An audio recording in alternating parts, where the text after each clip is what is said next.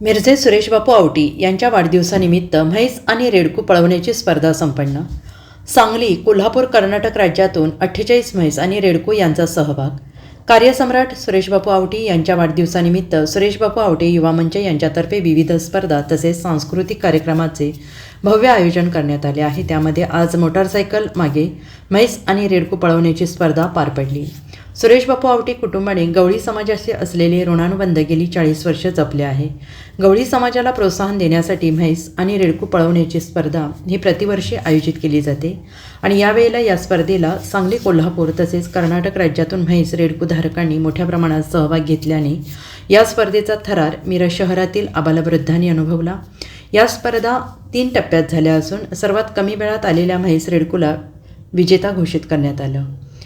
आज दिनांक 11 रोजी आपल्या सर्वांचे लाडके नेते आदरणीय सुरेश बापू आवटे यांच्या वाढदिवसानिमित्त गेले 40 वर्ष नेहमीप्रमाणे चालू असणारा गवळी समाजाचा रेडके व म्हशी पळवण्याचा स्पर्धेचा कार्यक्रम अतिशय उत्साहात इथं चालू आहे।